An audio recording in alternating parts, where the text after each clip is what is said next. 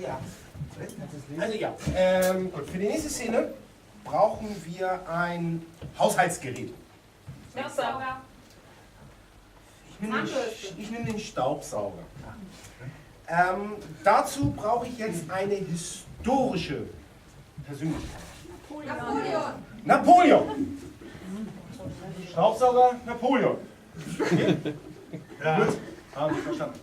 In der nächsten Szene wird das so sein, dass wir die Entstehungsgeschichte des Staubsaugers kennenlernen werden. Mit Napoleon. Ja. Dafür zählen wir ein. 1, 2, 1, los!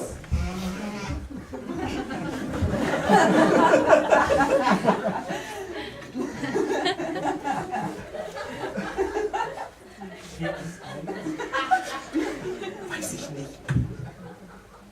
Sein Bruder. Mon Dieu, es ist schmutzig! Warum ist mein Zelt so schmutzig?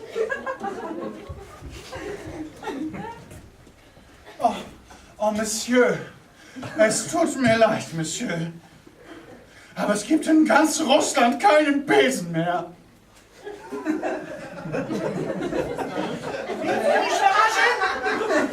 Da kann ich doch nichts für. Es war ein kalter Winter, wir haben alle Besen verbrannt.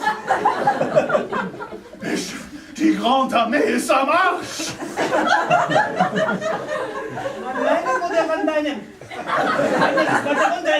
Oh, das ist mir egal. Aber gut, dass wir so offen reden. Weil ich möchte zurück nach Paris. Ich habe keine Lust mehr hier. Ja, das kannst du gerne machen, aber erst nachdem du mein Zelt sauber gemacht hast.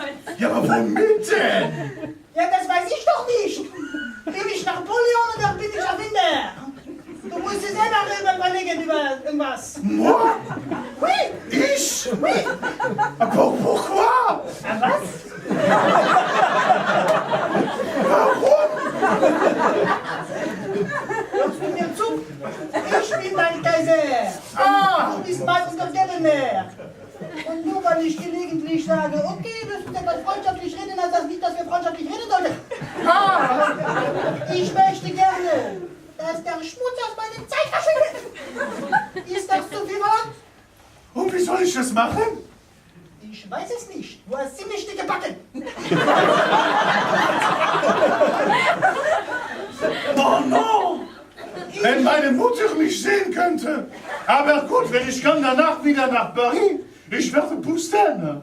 Wie? Aber vielleicht ist es besser, wenn ich saug. An die Fußboden! An die Fußboden, natürlich! Ich weiß nicht, was das bringen soll, aber okay, wenn es nicht passt.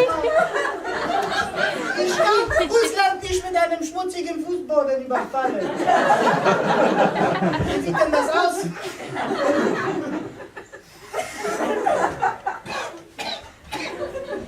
Vielleicht solltest du erst diesen Beutel schlucken. Eine tolle Idee!